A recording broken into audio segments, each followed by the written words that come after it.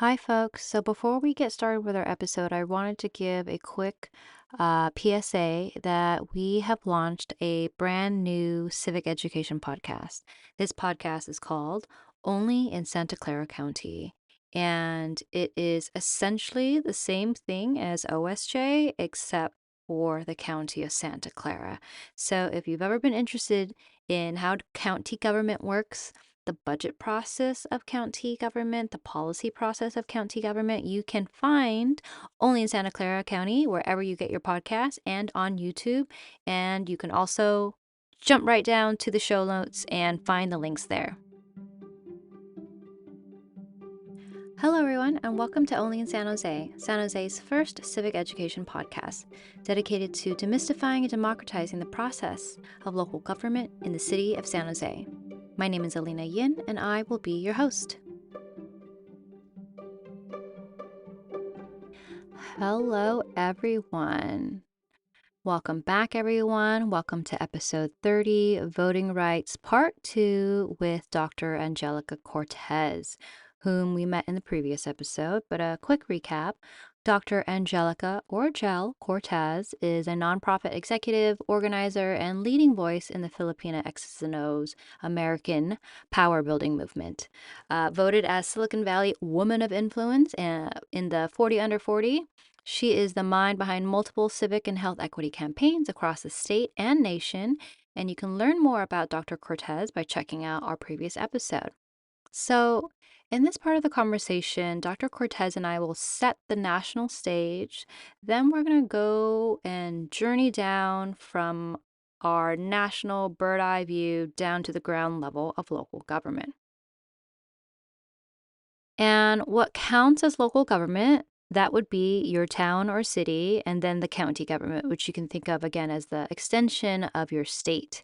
The majority of our work covers the city of San Jose and the county of Santa Clara, but regardless of where you live in the area or out of the area, it all functions under the general structure and guidelines of the U.S. Constitution, then your state constitution, then your county, followed by your town or city.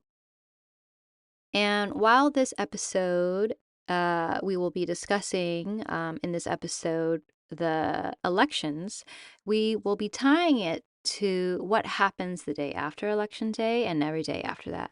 So, this is how I think of voting that I would like to share. Think of, say, a big company, say Costco. So, Costco, the company, and its employees is like our government. We own our government, kind of like the shareholders owning stock. Sticking to the Costco, so our company or government of employees, operations, were formed by various constitutions, laws, and charters, etc., much like an incorporation of a company to exist. And why does our government exist? To serve us and deliver services. As you can say, Costco sells food and services. Now, who runs the daily operations? That would be the CEO or the C-suite, which in local government terms is like our chief administrator officer, department heads, executive officers of our county and city, like city managers. And, they went to school, they understand operations, basic accounting, generally holding many years of experience, and they help direct energy and resources to carry out what the city charter or new laws, etc., are happening. And these positions in local government are appointed. So they're usually appointed by the legislative body and voted and confirmed by the legislative body. Now, all of what I described just now is what I would call government. The same as you might say all the people running Costco are its employees and they are here to implement and do the work. Now, what is above that? It is what I would call politics. Now we're entering in the realm of politicians, our elected representatives, and of our various districts. The point I want to drill into us is the separation of politics and government, just as we might say, like the views of, I don't know, like Elon Musk of Tesla does not constitute the views of their 120,000 plus employees, right? Okay, so bringing that back to Costco, though. So you can think of the board of directors as a private corporation, the same way as we think of elected officials. So elected officials voted on, elected to set the vision and goals. So they don't work for the company. They are here to represent, in part, like the shareholders' interest, which is, in our government context, it's like the people, the tax-paying people. Elected officials are elected to represent our interests. So who owns the government? We do. We do, the people. Who funds the government? We do, the people. It is ours. It belongs to us. And our democracy, as we've set it up, has a branch called the legislative branch to create or end or maintain or expand various government services. And if our democracy is, the game itself, then you can think of politicians and elected officials as the players we have chosen, as our football team, our soccer team of sorts. And at the end of the day, they are just people, very imperfect people, but important because of how impactful their decisions are. For example, the President of the United States and its executive branch is often thought of as one person, the president. However, the president, once elected, gets to appoint around 4,000 people across our federal government. 1,200 of those people have to be confirmed by the Senate, much like a city manager is appointed by the mayor in the city of San Jose and then confirmed by the council in a vote. So, from that, back to the presidential. So, from the 1,200 folks, there are then 15 individuals, about the number of a regular board of directors of a company, that make up the cabinet. So, President Joe Biden's cabinet includes, Vice President Kamala Harris and the heads of 15 executive departments. And this is like Secretary of Agriculture, Commerce, Defense, Education, Energy, Health and Human Services, Homeland Security, etc. And they are ranked from 1 to 15 in order of succession to the presidential office should anything happen to the president. That is what people call the administration. So, this body of people, this 4,000, 1,215 people. And these people are not elected, they are appointed, and depending on which position it is, they are either directly appointed by the president or they are appointed and then they have to go through a Senate confirmation. Oh, wait, sorry, that's Supreme Court. They have to be confirmed by the Senate. And these folks are generally experts in their fields. For example, if the U.S. General Surgeon, you wouldn't want a politician that doesn't have a medical background and years, if not decades, of lived experience in the field, being the department head of something like our healthcare system, our medical processes, rules, and regulation. So these folks are really important.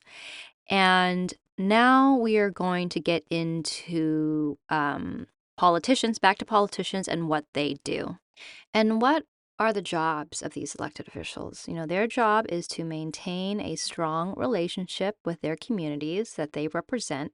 This could be attending community meetings, events, speaking to constituents, attending various committees and commissions to be up to date on everything that is happening in their community.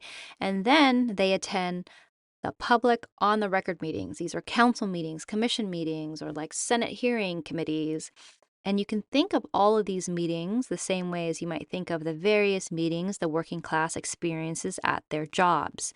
In these meetings, you might be going over like fiscal health and budgets and organizational things or new things that have happened that need to be addressed and how one department might do something.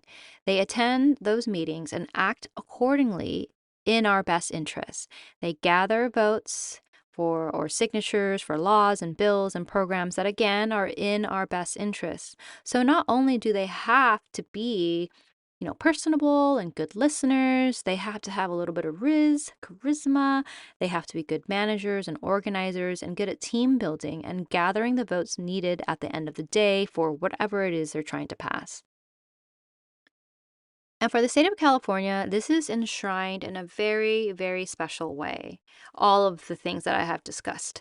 So, California Government Code Section 94560, I'm going to read it to everybody here. In enacting this chapter, the legislature finds and declares that the public commissions, boards, and councils and other public agencies in this state exist to aid in the conduct of the people's business. It is the intent of the law that their actions be taken openly and that their deliberations be conducted openly. The people of the state do not yield their sovereignty to the agencies which serve them. The people, in delegating authority, do not give their public servants the right to decide what is good for the people to know and what is not good for them to know. The people insist on remaining informed so that they may retain control over the instruments they have created. Now, that last line, the people insist on remaining informed so that they may retain control over the instruments they have created, is why Only in San Jose and Only in Santa Clara County exists. I'm here to help us get back in control of our government. And in order to do that, we first must have a basic understanding of how it all works. Okay, I know that was a lot. So let's take a little public record break. This is a public comment from a commission meeting on September 24th, 2024 in Springfield, Ohio. And if you find a good public comment that you want us to air, please send them to us. Was born in Springfield and I've lived here most of my life. I can't believe these Haitian immigrants would come here and fill jobs the local Springfield residents would not or could not do. And now they've raised the average city wage for both Springfield and Clark County. They're paying income tax to the city that the city desperately needs for services. They're making some of the local losers look bad by their example. It's unbelievable. The Haitian immigrants are working overtime to save up money to buy up all the dilapidated, condemned, and boarded up homes in Springfield, then fixing those houses up to make them livable again. This is raising property values across the city and county to the point where the valuation of all real estate in the city surpassed $1 billion last year for the first time ever. This in turn increases the property taxes paid to Clark County for those homes that are now no longer boarded up nuisances. I can't believe they're helping to fund our government and beautify our neighborhoods. These Haitian immigrants are now spending money in our community to where new restaurants and retail spaces keep opening up across the city. What absolute madness. Now we have new businesses in town generating more tax revenue for our city and county. I have a good paying job with great benefits, but because I have main character syndrome and the entire world should revolve around me, I want the exorbitant benefits that some of these Haitian immigrants get, which is $292 per SNAP, aka food stamps, and $363 in cash per month for a single adult. Everyone knows that $655 per month lets you live like a millionaire in Springfield. I don't need it, but I want it before anyone else, because why should we help folks who have legally come to our country, but they have to wait for their work permit so they don't starve? Feeding the hungry in our community? This is lunacy. Y'all, isn't that so good? Obviously, this woman was using satire in her public comment, and I chose it because it does a great job at combating mis and disinformation that happened on the national level. But here is a Springfield, Ohio resident who is actually living there and seeing the immigrant community impact in her county, and also does like a great job of explaining where we get our taxes and just a little bit of civic education. So, love this public comment. However, all jokes aside, we are in a rapidly changing climate. And what I mean by that is, I'll speak from personal experience. I have lived in San Jose my entire life, a couple decades, and I have never seen some of the heat waves that we've had recently. And in terms of, rapidly changing, in 2020, we faced a global pandemic, something that most people, I'm pretty sure, that were alive and survived have never seen before. It was a global pandemic. In San Jose, in the Bay Area, that same year in 2020, we had terrible wildfires. I remember being locked in my house for 1 month straight because of the air quality during multiple heat waves. And in present day, we're also having these unprecedented hurricanes and floodings all around the world. It is happening all around the world this year. So, our government isn't just about taking care of us right now and providing services. they are also responsible for planning and envisioning the future for our community and preparing for that future. And at this time and moment, when we're talking about climate change and it is revealing itself that the models that were developed to predict climate change and where it would hit and how intense it would be is incorrect. It's not panning out. So, what does this mean? This means that our government needs to go back to the drawing board. They need to be taking the lived reality of what's happening right now very, very seriously, and they need to go back to the drawing board and figure out how to better adapt for this future that is unfortunately very uncertain, but it's not like we have nothing to work off of. So, in the context of Hurricane Helene, I wanted to share this clip from an Asheville resident who is on the ground who has survived Hurricane Helene. And in their own words, this is just incredible lessons learned for us. Okay. Good. My name is Talia Wilson. We are standing in the River Arts District of Asheville, North Carolina. It has been about 2 weeks since Hurricane Helene hit my hometown, but the destruction still very much felt, as you can see around me, and it probably will still be felt for much longer time after this. A few years ago, Asheville was named a climate haven because it was in a temperate location, and it was far away from the coast and in the mountains, so no tornadoes or strong hurricanes could hit it. But after Helene, we can confidently say that that is not the case, and this will only get worse due to climate change. Many people have lost their houses, they've lost their livelihoods, they've lost their lives. We were terribly unprepared. We had no clue something like this would happen to us. And I'm pretty sure my town will never be the same.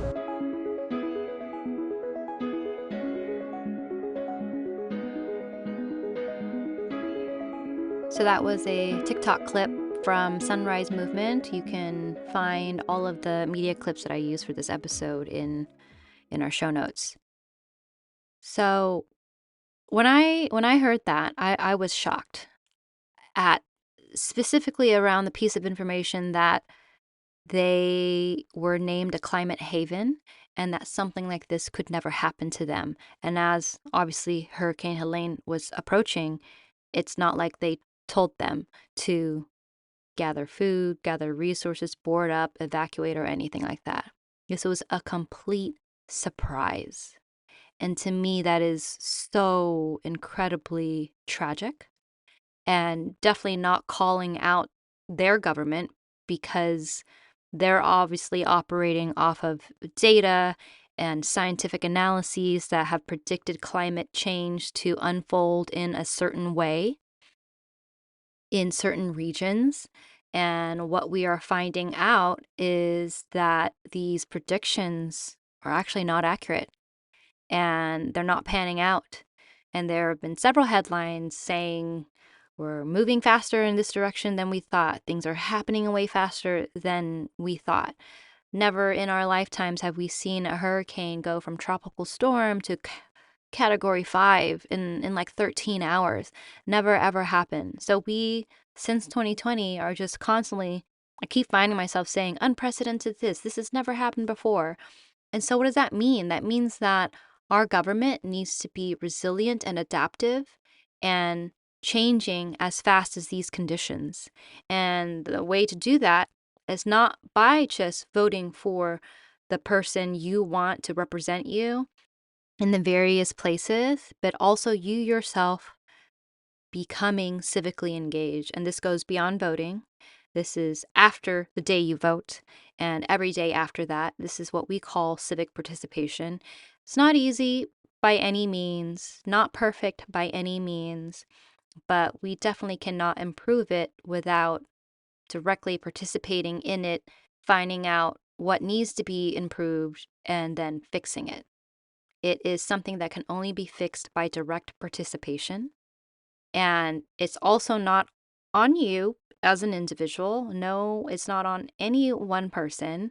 Democracy is a team sport. It takes a coalition. And this is why it's great to be involved in local nonprofits and your community-based organizations, or attending one of the various city council meetings or commission meetings. If you meet a city of San Jose has it's called a Climate Smart Commission. It is at the time, it's mostly just about electrification, but it could be about more. And in terms of county commissions, I'm not sure if we have a climate commission, but we should if we don't. There's no shortage of things that we could be doing to address the many crises unfolding in our own backyards. We have situations happening in our own backyards to focus on. And so, speaking of that backyard, let's now get to our interview. Thanks for hanging back with me and letting me go a little off script about local government and why this is so important. And again, if you enjoyed this episode, please consider leaving us a review. Follow us, like us, and if it's within your means, you can support us on Patreon. And without further ado, now our conversation with Dr. Angelica Cortez. All right, so let's get into present day conditions. What's happening on the ground now. Yeah, so we know that most individuals, let's just say that the average everyday person, likely not following anything about the general election, presidential race, or the down ballot races, right? Let's talk about that till maybe late September. Hello. That's what I hear. How would you explain down ballot to folks? So anyone running for your local school board, your city council races, your county supervisor, they're called other things in other jurisdictions, but anyone running to serve on your county board, which is by law an extension of your state government. So they had distribute and administer all of your state services, and they decide on millions, and depending on whatever county you're in, billions of dollars in social services. Talking about your judges, your County assessors, congressional races, state races for assembly or your state senate. Well, we're not in a gubernatorial election year, but I think you all get the drift. So when we say down ballot, the local players at a few different levels that will wield direct power and influence on our everyday lives, our library hours, the funding for youth after school programs, how Medi-Cal is dispersed, our mental behavioral health services that are available on school campuses, funding for community-based organizations to provide necessary and requisite supportive services through patient navigation, through life skills programs, through workforce development initiatives.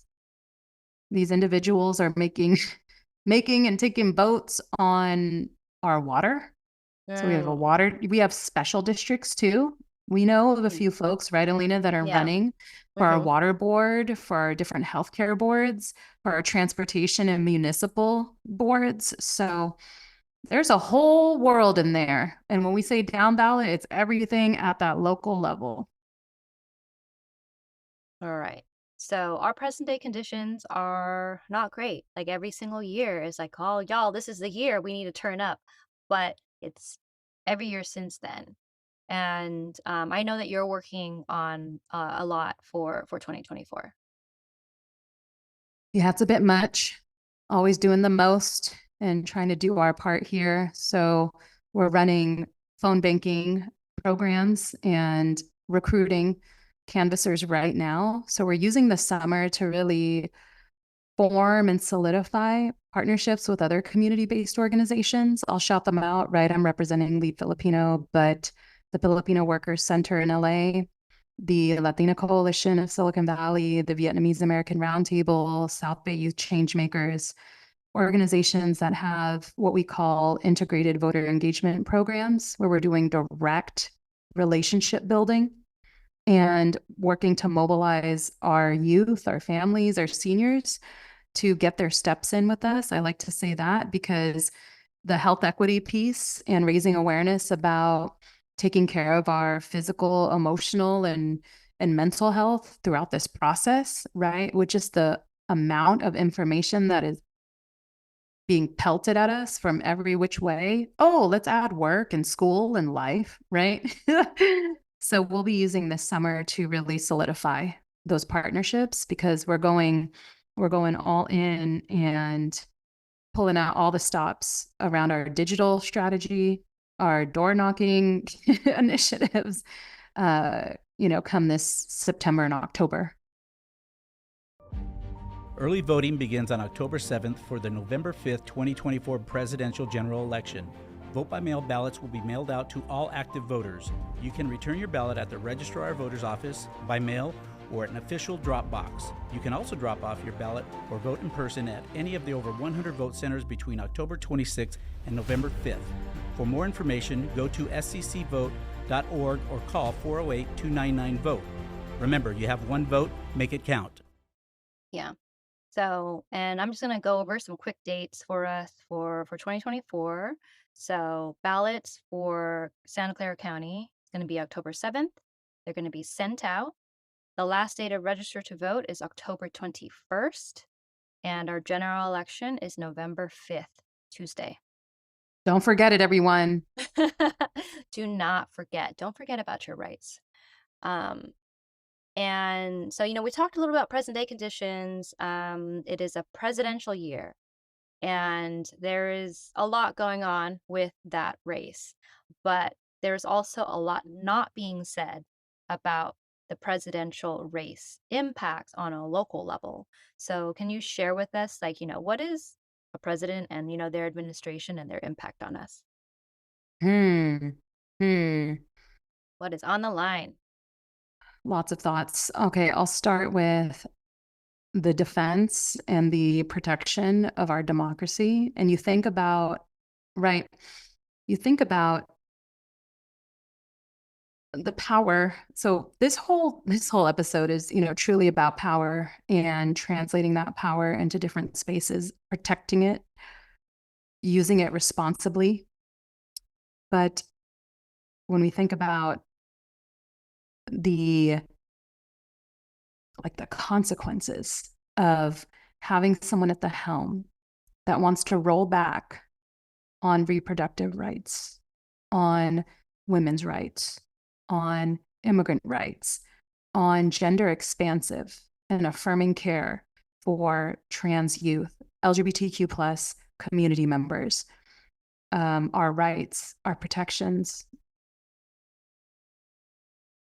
wants to push back on or completely eliminate any policy touches lightly, on affirmative action principles to level a playing field, to right historic wrongs, to allow communities of color, women, to have a fighting chance to secure small business grants, right? When we talk about set-asides, when we talk about procurement processes, why do we have women-owned,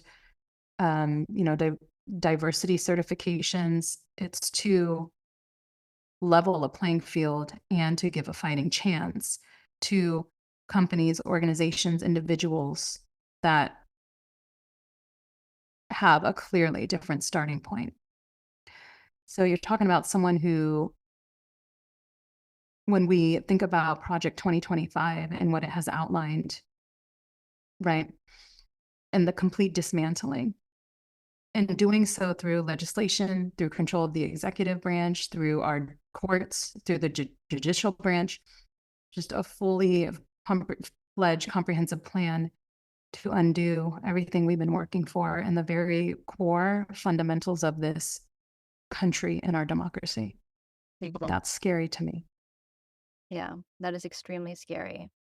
The And appointment, sorry to cut you off, the Mhm. appointment power that this individual has, right? We talked about over 1,200 appointments to various agencies, departments, heads, and the very high likelihood that they'll be able to appoint not 2, but 3 Supreme Court justices. There are rumors that one of our justices has health problems, which could lead to I'm keeping my prayers up, but 3 Supreme Court justices. And assuming these individuals are in their 40s, they'll be there for a long time. Yeah, there's a lot on the line. And, I really want to uplift some of the legislative impacts for our marginalized communities, our queer and trans kids, and the invisibilizing them. That is, again, we talked earlier, it's a life and death situation. And then there's the appointment process. And, we're talking about the people who will be appointed to oversee pollution and, protect our water rights and hold corporations accountable for pollution and, the ever exacerbating effects of global warming, climate change. We're in a heat wave right now. There have been record floods, record heating every single year. There has been, something new under the sun. And so this presidential election is much more than this individual figurehead that our media likes to only focus on. It is a whole system. It's like a whole soccer team, a whole system of people who, with their own lived experiences and areas of expertise, they went to school, they've done the work, who are skilled and trained to be handling our education system, our environmental protection system, and all of those things. And yeah, I hope that this conversation inspires our listeners and for our listeners to go talk to your friends and neighbors and, make sure that people are engaging in their agency and autonomy through voting. Hello, my name is Tatiana Villaseñor Carrillo. I am Latina Coalition's first community organizer. I lead the Chispanas program and I co-lead the Paula program. Latinas, our voices are powerful and our communities need us. By volunteering and getting involved, we can shape our future and ensure our stories are heard. Join the Latina Coalition as a way to take action, empower one another, and bring another Latina with you. The time is now. By volunteering and getting involved, we can ensure that our stories are heard and we can make sure that we shape the future that we all want to live in.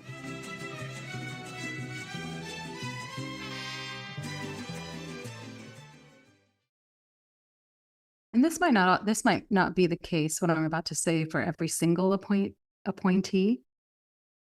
But when you talk about the appointment and the creation of a system, I think of the Hydra and like the multiple heads. And you slice one of the heads off and it just grows right back. You think about a system of dogma, a system of a certain agenda, and how appointees are identified and recruited. And you think about whoever the head is of this country and what party principles they're representing. How do you think they will search and recruit appointees? What agreements will they have in place where it's like, if we're appointing you, you're upholding a certain agenda? So think about that. Think about whoever's at the helm and the appointees that come and who they've identified. Just take a look at we said 15 head agencies and what affiliations they are of currently, right? And then the dots connect back to who our executive is. Yeah. What company do you think this person keeps? And that is the case, with every person we put in this chair. It's a huge circumference, this like bubble area that this person touches upon.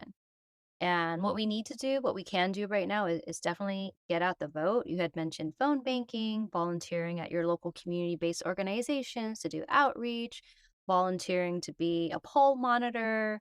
What else am I missing? I mean, those are all the good things. We're also trying to do a brunch and ballots event with a couple colleges where we're going to incorporate a drag brunch with socializing the ballot.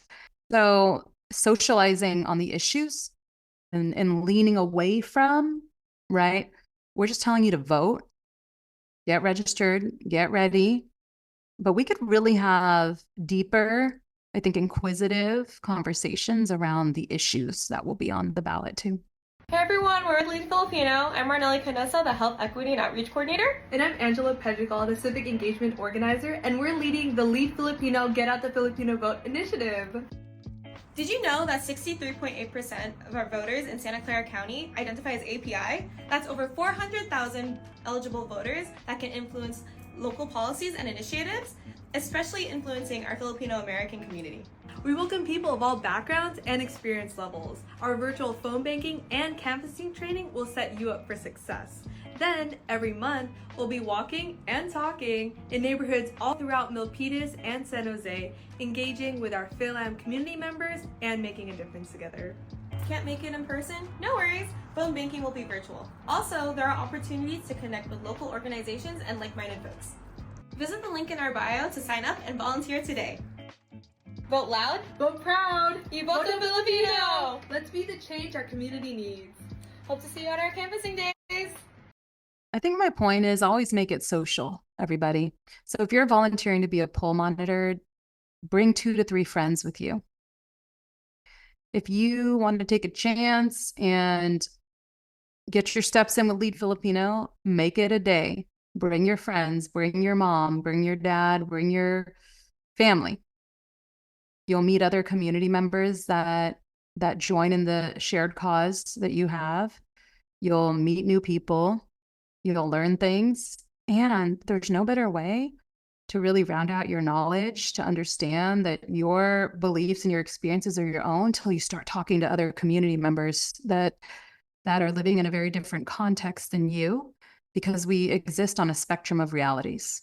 So I think that's what it's taught me and continues to teach me in the different pathways of engagement in our civic domain. From a very young age, I knew that I wanted to help my community. I grew up with immigrant parents, so they face a lot of similar obstacles that many of the clients share with me today. So I knew that I wanted to focus in helping my Latinx community, and I found that law was a more permanent solution to many of the barriers they faced. And so, yeah, I found that Asian Law Alliance definitely shows their commitment to helping our communities, our undocumented community. Absolutely.